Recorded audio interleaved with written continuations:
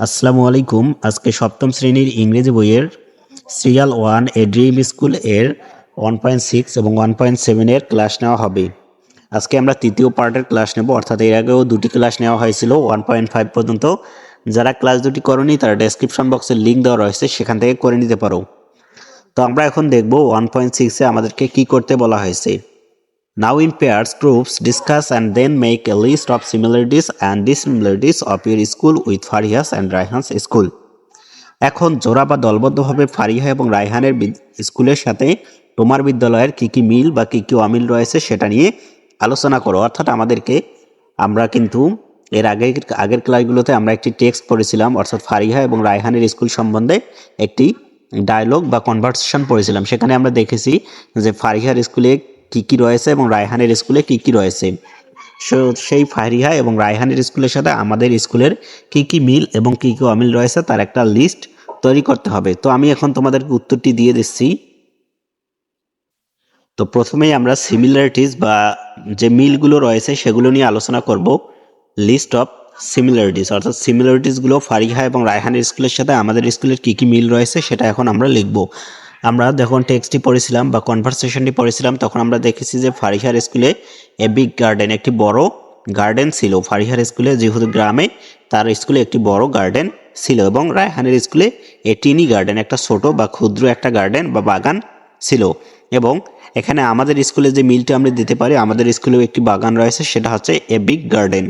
তোমাদের স্কুলের অনুযায়ী কিন্তু এই উত্তরটা তোমাদেরকে করতে হবে। এরপরে 2 নম্বর, এ স্মল লাইব্রেরি, একটা ছোট লাইব্রেরি আছে ফারিহার স্কুলে। ফারিহার স্কুল গ্রামের স্কুল, যার কারণে একটি ছোট লাইব্রেরি রয়েছে। এরপর এ হিউজ লাইব্রেরি, রায়হানের স্কুলে আমরা দেখেছি কনভারসেশনের যে রায়হানের স্কুলে একটি বড় লাইব্রেরি রয়েছে, বিশাল লাইব্রেরি রয়েছে, এবং আমাদের স্কুলে একটি স্মল লাইব্রেরি রয়েছে। তো এরপর আমরা দেখি 3 নম্বর যে মিলটি, সেটা হচ্ছে a large body of water. ফারিহার স্কুলে একটা বড় ওয়াটার বা জলাধার রয়েছে, এবং রায়হানের স্কুলে ছিল এ স্মল পন্ড, একটা ছোট পুকুর রয়েছে। তো আমাদের স্কুলে আমরা লিখতে পারি এ স্মল পন্ড, একটা ছোট পুকুর রয়েছে। তো এই 3টি আমি মিল এখানে লিস্ট করেছি। তোমরা চাইলে তোমাদের স্কুলের অনুযায়ী আরও কিন্তু কিছু লিস্ট করতে পারো। তো এখন আমরা ডিসিমিলারিটিস বা বৈসাদৃশ্যগুলো নিয়ে আলোচনা করব। তো এখন আমরা দেখব যে রায়হানের স্কুলের সাথে ফারিহার স্কুল এবং আমাদের স্কুলের কি কি অমিল রয়েছে। তো ফারিহার স্কুলের রোডটা হচ্ছে মাড়ি রোডস, অর্থাৎ কর্দমা মুক্ত বা কাদাময় একটি রাস্তা ছিল ফারিহার স্কুলে, এবং রায়হানের স্কুলে ছিল বিজি রোডস, একটা ব্যস্ত রাস্তা ছিল। রায়হানের স্কুলের পাশের যে রাস্তাটি সেটা হচ্ছে একটা ব্যস্ত রাস্তা, এবং আমাদের স্কুলে আমরা দিতে পারি এ বিউটিফুল রোড, একটা সুন্দর রাস্তা। তো এগুলো হচ্ছে একজনের স্কুলে ছিল মাডি রোড, একজনের স্কুলে বিজি রোড, এবং আমাদের স্কুলে বিউটিফুল রোড। তো রোডগুলো কিন্তু একই নয়। এরপরে আমরা দিতে পারি কামনেস। ফারিহার স্কুলটি হচ্ছে কামনেস বা শান্ত একটা পরিবেশে ফারিহার স্কুল, গ্রামের স্কুল। এবং নয়জি, আমাদের রায়হানের স্কুলটি নয়জি, অর্থাৎ চারদিকের আওয়াজ আসতো রায়হানের স্কুলে, যেহেতু পাশে একটা ব্যস্ত রোড ছিল, সেখানকার হর্ন, গাড়ির শব্দ, এগুলো এসে স্কুলে একটা নয়েজ বা বাইরের শব্দময় পরিবেশ তৈরি করতে। এবং আমাদের স্কুলে আমরা দিয়েছি মিডিয়াম, অর্থাৎ কিছুটা নয়েজি এবং কিছুটা কামনেস, অর্থাৎ দুটোই সমানভাবে রয়েছে। আমরা বলতে পারবো না যে এটা শান্ত, বা বলতে পারবো না এটা একটা নয়েজি স্কুল। এগুলো কিন্তু অমিল আমরা লিখতেছি। লটস অফ ট্রি, ফারিহার স্কুলে লটস অফ, অনেকগুলো ট্রি রয়েছে বা গাছ রয়েছে, এবং রায়হানের স্কুলে কোনো গাছ নেই, নো ট্রি। এবং এভরি ট্রি, আমাদের স্কুলে সব ধরনের গাছ রয়েছে। তো এইগুলো অমিলগুলো আমরা লিখলাম। তোমরা চাইলে কিন্তু তোমাদের স্কুল অনুযায়ী আরও কিছু অমিল লিখতে পারো, শুধু তোমাদের বোঝার সুবিধার্থে উত্তরটি কীরকম হবে সেটা আমি দেখিয়ে দিলাম। তো এখন আমরা 1.7 নিয়ে আলোচনা করব। তোমরা 1.6টি বুঝতে পেরেছো কিনা সেটা অবশ্যই কমেন্টে জানিয়ে দাও। আর যদি ক্লাসটি থেকে তোমরা উপকৃত হয়ে থাকে তাহলে একটি লাইক দিয়ে তোমাদের বন্ধুদের কাছে শেয়ার করে দিবে।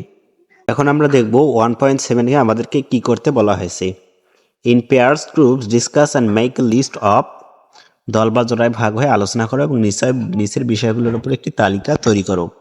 নিচের বিষয়গুলোর উপর একটি আমাদেরকে তালিকা তৈরি, দেখি নিচের বিষয়টা কি কি। সেটা হচ্ছে the good things in your school, তোমার স্কুলের গুড থিংস বা ভালো দিকগুলো কি কি সেটা আমাদের কাছ থেকে জানতে চেয়েছে। B number, what you need in your school, তোমার স্কুলে কি প্রয়োজন সেটা জানতে চেয়েছে। নিড মানে প্রয়োজন, এবং থিংস মানে হচ্ছে বস্তু। What should be improve or remove from your school to make your school a dream school? তোমার স্কুলে কোন কোন জিনিসগুলো উন্নতি করতে হবে এবং কোন কোন জিনিসগুলো রিমুভ বা বাতিল করতে হবে তোমার স্কুলের কি একটি স্বপ্নের স্কুল তৈরি করার জন্য, অর্থাৎ তোমাদের স্কুলে কি কি সমস্যা রয়েছে সেটা লিখতে হবে, লিস্ট করতে হবে। তো এখানে আমরা লিস্টটি তৈরি করেছি 1.7-এর। প্রথমে বলেছিল the good things in your school, তোমার স্কুলের ভালো দিকগুলো। তো আমরা এখানে গুড থিংসগুলো লিখেছি। The good things about our school are the good quality of education, friendly teachers, beautiful buildings, etc. আমাদের স্কুলের ভালো দিকগুলো হচ্ছে the good things about our school, আমাদের স্কুল সম্পর্কে যে ভালো দিকটা হচ্ছে সেটা হচ্ছে গুড কোয়ালিটি অফ এডুকেশন, মানে পড়াশোনার গুণগত মান ভালো, কোয়ালিটি মানে গুণ, ফ্রেন্ডলি টিচার বন্ধুত্বপূর্ণ শিক্ষকগণ, এবং বিউটিফুল বিল্ডিং এবং সুন্দর সুন্দর ভবন রয়েছে। এগুলো হচ্ছে good things in our school, আমাদের স্কুলের ভালো দিকগুলো। তোমাদের স্কুলের ভালো দিকগুলো তোমরা লিখতে পারো, অথবা আমার এই অ্যান্সারটিও তোমরা লিখতে পারো। এরপর বি নাম্বারে আমাদের কাছ থেকে যেটা লিস্ট করতে বলেছিল, what you need in your school, তোমার স্কুলে কী প্রয়োজন। তো আমরা এখানে লিখতে পারি our school needs a big computer room and a library, আমাদের স্কুলের প্রয়োজন একটা বড় কম্পিউটার রুম এবং একটা বড় লাইব্রেরি। কম্পিউটার রুম, একটা বড় কম্পিউটার রুম প্রয়োজন, একটা বড় লাইব্রেরি প্রয়োজন। তোমাদের স্কুলের যেটা প্রয়োজন তোমরা সেটা লিখতে পারো।